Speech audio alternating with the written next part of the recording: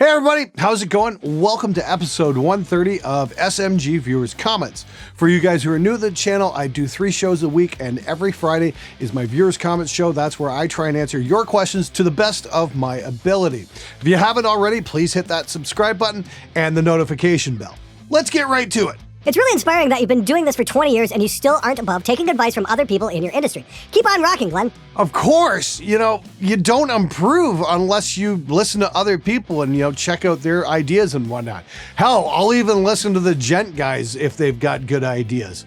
I don't agree with all the, editing the guitars into complete nonsense, but, I think everybody, probably brings something interesting to the table, and you should never knock it because it has the wrong brand name on it. I think you're referring to those cheap Behringer preamps I was using.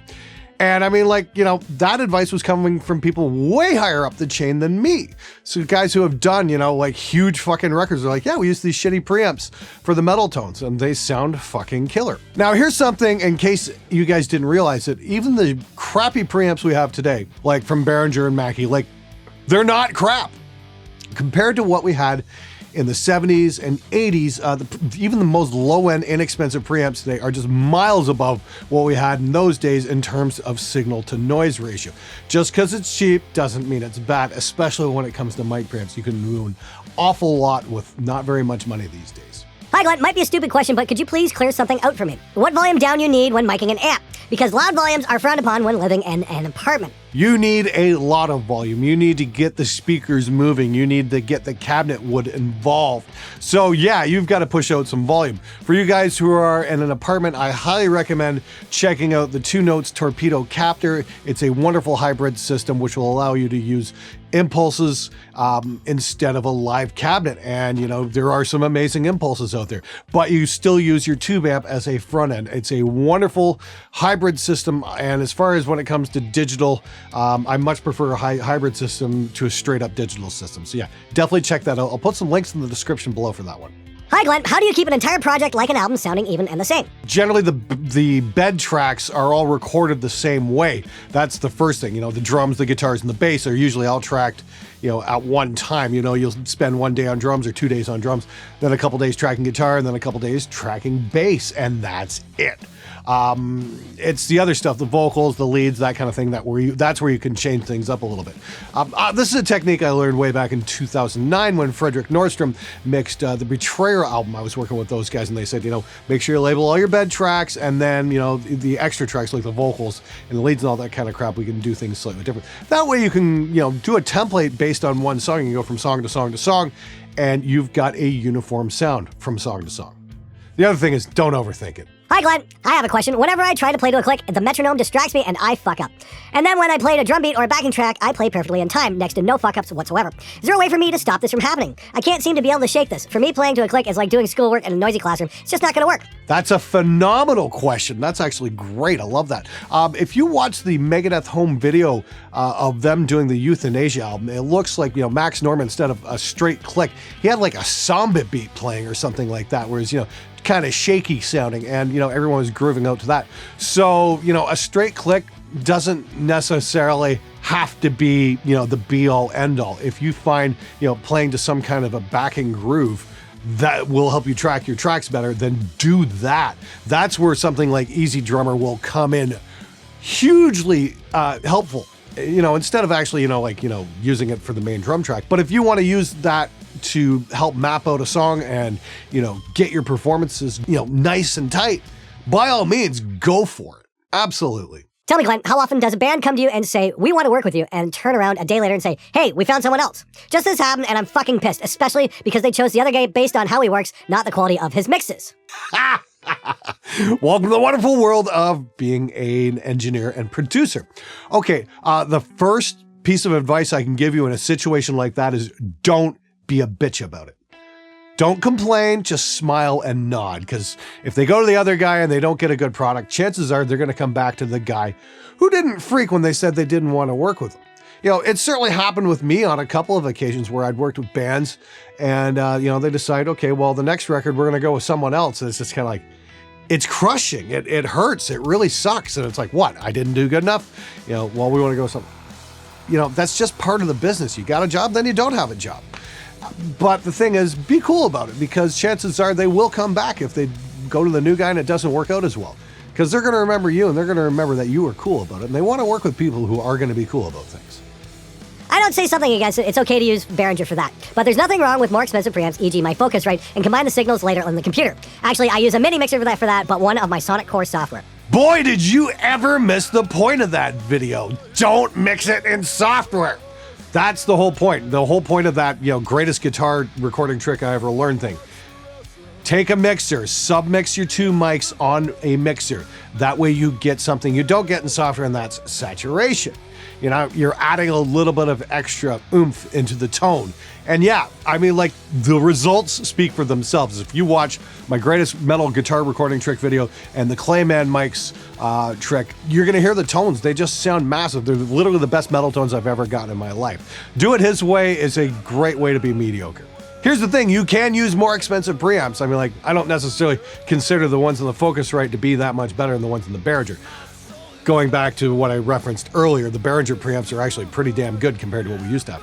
But I mean, like, there's no reason why you couldn't take a couple of super top-end preamps, like, say, a couple of Neves or APIs, and then route those out to a mixer and submix those as well. The trick is that analog summing. Cameron Webb, drilled this into my head. You absolutely have to get the mix of the mics on a board before you go into your recorder.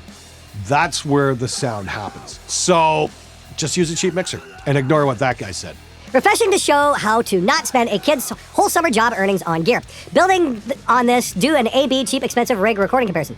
Those are always popular or sound like XYZ without the busting the bank type of demos. Well, that's kind of, Anderton's thing. I don't want to step on any toes there. I mean, like, I've got a lot of respect for that whole crew. They're a great bunch of dudes. And if you want to watch, sound like XYZ without busting the bank, I highly recommend checking out their show. But yes, I've got something coming up. I've got a couple of videos coming up. If it's not out already by the time we do this, it's going to be, doing a cheap recording setup and how that works. But yeah, I want to eventually do a cheap versus expensive mic preamp shootout, especially when it comes to recording guitar. I'm very interested to see where that's going to wind up. Really enjoy your videos, but this title is misleading. I was hoping for a bit more insight on how to balance a career and a band as well as a recording studio. It's a daily struggle for me. How do you stay organized? How do you establish yourself while working a full-time job? At what point do you turn away jobs for lack of time or interest? Must I sacrifice all of my time every day? When is it time to call it quits? The answers you seek, my friend, are directly in the mirror in front of you. Seriously, that's going to be up to you about a lot of that stuff. How do you attract your first client? Well, what I did was I called up a couple of bands and said, why don't you guys, come in and record for free? Next thing I know, the phone's ringing because they showed it to their friends. So that's how I got started. Word of mouth is always going to be your best advertising. Put some flyers up around town. There's numerous things you can do. Go to shows, hand out some business cards. Just get involved. Make sure people know you're there and have something worth paying for. That's a big thing as well. Just remember, more and more musicians are into recording themselves. Recording technology has gotten much cheaper. So if you're not going to record bands, make some music. Hey Glenn, do you have any videos on recording acoustic guitar? The guitarist side of my brain says, hey dumbass, go luck. But the bassist side of my brain is saying, ask him on one of his videos. And I'm agreeing with the bassist side of myself. Well, thanks Glenn, and cheers from Missouri. Hey man, thanks for asking. Actually, I don't think I've done an acoustic guitar recording video. That's probably overdue. You know what? I think I'm gonna do that some point. Maybe in February. Should be a cool little tutorial. I used to do a lot of Celtic bands and whatnot, so mic'd up a number of acoustic guitars in my day. Always cool. It's a little bit different. And yeah, I will definitely check that out. Thanks for the suggestion. Smartphones and social media are responsible for killing the concert-going experience as well. Nobody lives in the moment and interacts with the musicians anymore. Too busy texting, filming, Facebooking, Instagramming. Yeah, okay. Well, buckle your seatbelts, folks. I'm going to sound like Grandpa Simpson here for a moment. Back in my day, we used to hold up ladders. Seriously, that's exactly what we did. Now everybody just records on their smartphones. Yeah, I got to agree with that. It's like, put your cell phone down and enjoy the show for what it is. I can't stand staring behind a screen and watching a band like that. I might grab a clip here and there, but seriously, I can't do a whole show like that. There's no way. I can't even do more than 2 minutes than that. It's like, no, I'm there to see the band. I don't want to see them through a screen. I want to see them with my own eyes. I highly recommend doing it that way. Try it out for yourself. You just might like it. I think rock and all its children's genres aren't scary anymore. It's like the myths are gone. Even Elvis caused a stir back in his day. Absolutely right. Elvis did his thing. The Beatles, they were this huge, mysterious force from across the ocean that came and, there was that whole British invasion thing going on in the early 60s. That was awesome. And then, they had 70s, you had Alice Cooper, who was the dangerous guy. And then the 80s, you had all the scary heavy metal bands like Twisted Sister and Judas Priest and Motley Crue and, Al Gore's wife, being outraged by a Van Halen video. That was just brilliant. And then, it just kind of went downhill after Nirvana. I mean, Marilyn Manson was kind of cool there for a little bit. And then, he lost whatever he had. It's just a stage production. Yeah, I say bring back the mystery in rock. Bring back, okay, Ghost is a pretty good example of some mystery in rock. They're pretty intriguing, actually. I like a couple of the tracks. You know what? More of that, please. I don't know if you already did something on this that I just haven't seen yet or what, but could you make a video on how to deal with someone throwing a beer bottle or something else that would be rude on stage hits a bandmate? Also vice versa, where it's not something as rude like a bra. That's a great point. Okay, I saw Anthrax handle something like that back in the 90s, and I saw them handle it gracefully. I was at Harpo's in Detroit, which can be a bit of a rough place at times, and it was Anthrax and Fight, actually, playing, and I think John Bush was singing for him at the time, but it was like all the other original members. Dan Spitz was still in the band and whatnot. It was a good fucking show, and some asshole, wheeled a beer pitcher, and just, you saw it come flying in from out of the crowd and just kind of like bounce off the hi-hat. And, after the song was done, it's like the drummer, gets hold of the singer and like, hey, man, check this out. So the singer comes out and says, hey, any more of these, we're just going to leave. We're going to walk off the stage. So, that was a great way to handle it. I've seen some other interesting stuff, where Entombed, stopped a show when they saw a brawl break out. And they're like, hey, 9 guys on 1, aren't you brave? Tell you what, tough guys, why don't you come up on stage and fight us? Come on, we're right here. We'll take you. They never did. That was awesome. I was so impressed. I went and bought their record the next day. Wolverine Blues is an amazing record. If you haven't heard it, go check it out. It's awesome. But yeah, if people are throwing stuff at you, then walk off the stage. You don't have to take that abuse.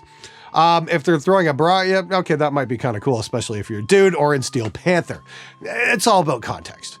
But generally, yeah, you shouldn't stand for people throwing stuff at you. But then again, the Runaways had to take a lot of crap back in the 70s. People used to throw stuff at them all the time because they were a bunch of girls and how dare they play hard rock. They also happened to be an awesome band who could take it. And, they were tough as hell. So good for them for taking it and, standing the test of time too. So, maybe you do have to prove yourself. I don't know if there's an easy answer on that one or not. Obviously, if you're a bigger band like Anthrax, you can threaten to leave the stage. Whereas if you're a smaller band, you might be just giving people what they want. I don't know. Find out who it is and throw something back. Is it true that when you upload your music to certain services like YouTube and iTunes and your songs are normalized to a certain volume, should I still try to master my tunes to be the loudest they can go? No, that's great. I got to do a full episode on this, but the loudness war has over. Thankfully enough. That's one thing I noticed was YouTube automatically just turns things down. I hear Spotify's doing the same thing. If the overall perceived volume level is high, it'll just turn it down. YouTube's is -10, I think, right now. We used to be at -6, -5, that kind of thing. People just blasting stuff. And YouTube's just going to turn all that stuff down. And guess what? It doesn't sound very good when you turn it down. So yes, dynamics are back, and that's a great thing in my book. I'm so happy. And yes, I have to do a piece on the loudness war and explain why that sucked as badly as it did. Great question though. So to answer bluntly, no, do not turn your mix up as loud as it'll go.